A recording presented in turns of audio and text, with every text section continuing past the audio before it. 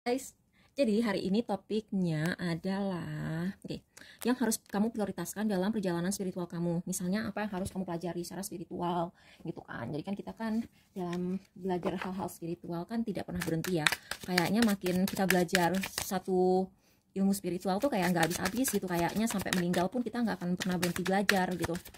Nah, karena memang kita ada di sini untuk itu, kita di dunia ini untuk belajar, ya kan?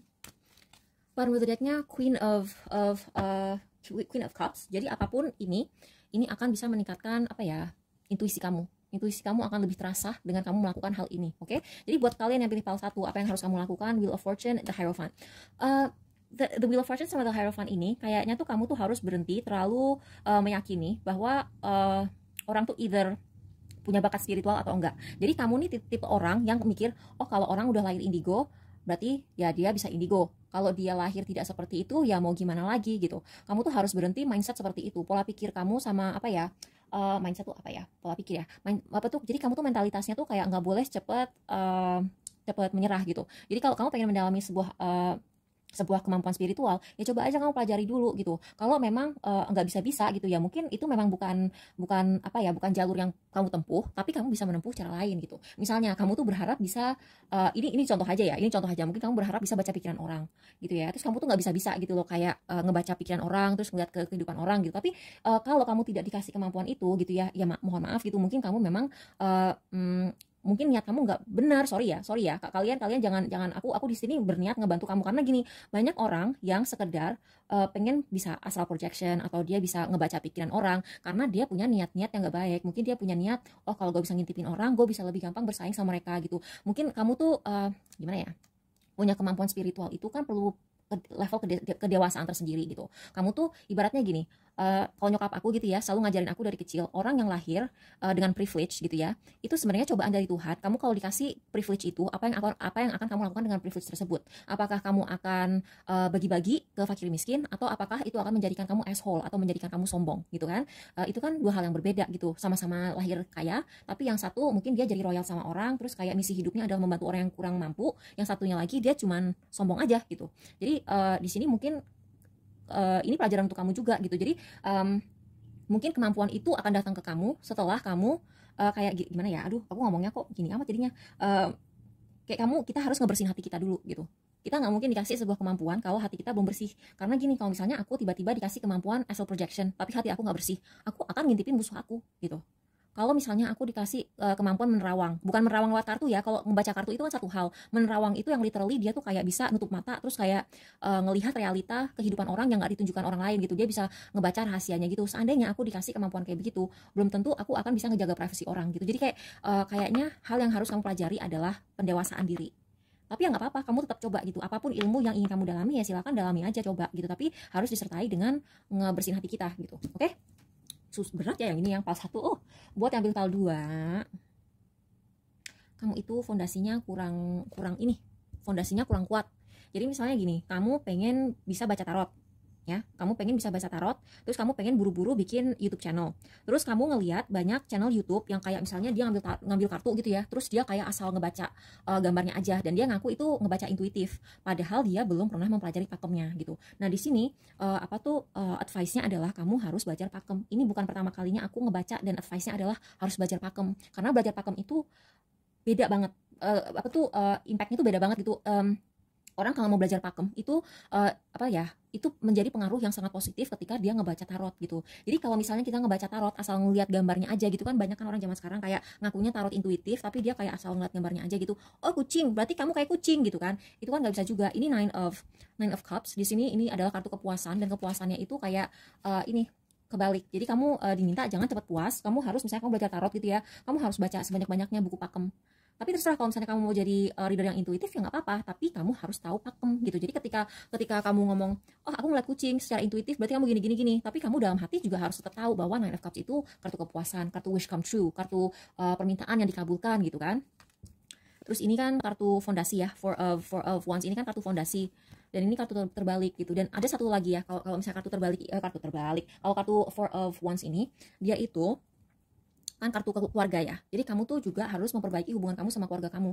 Karena mohon maaf nih, kalau hubungan kamu sama keluarga kamu kurang baik, perjalanan spiritual kamu juga agak-agak ini ya. Ya mungkin ya kamu tuh kayak ada kemarahan-kemarahan antara kamu dan anggota keluarga tertentu gitu ya. Itu bisa dimengerti gitu. Tapi coba kayak lakukan sesuatu untuk menjadikan situasinya lebih positif gitu. Karena gini, kalau misalnya di kepercayaan aku gitu ya, misalnya ada anak berantem sama orang tuanya, dia ngakur sama bapaknya atau ibunya, itu biasanya lebih gampang dihasut sama jin yang jahat, ya kan? Dan di sini aku ngelihat ada situasi seperti itu. Jadi kamu coba deh kamu perbaiki hubungan kamu sama keluarga kamu supaya kamu itu tidak gampang disusupi oleh energi-energi negatif. Oke? Buat kamu yang pilih pile 3, Five of Wands terbalik, Hangman terbalik, Five of Pentacles terbalik. Oke. Jadi aku lihat kamu tuh baru banget start, ya kan? Kamu baru banget start mempelajari sesuatu secara lebih secara lebih real gitu. Tadinya kan kamu cuma ngelihat orang kayak gitu di YouTube, kamu cuma ngelihat orang kayak gitu di TV atau di film gitu. Terus kamu tuh baru misalnya gini, kamu sama ini cuma nonton astrologi atau tarot di YouTube atau di film. Terus kamu ingin mempelajari itu sendiri gitu kan. Tapi kamu tuh keburu takut, kamu tuh keburu overwhelmed, kamu tuh keburu ngerasa tapi banyak banget kartu yang mesti gue hafalin gimana gitu kan.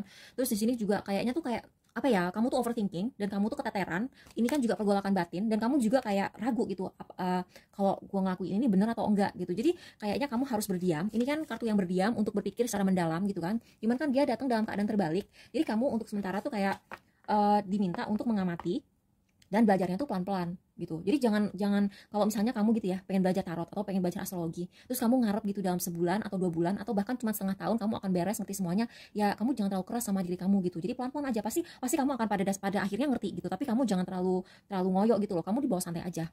Nah, buat pilih kartu lagi pile nomor 4, The Star, Death card, nggak bisa move on.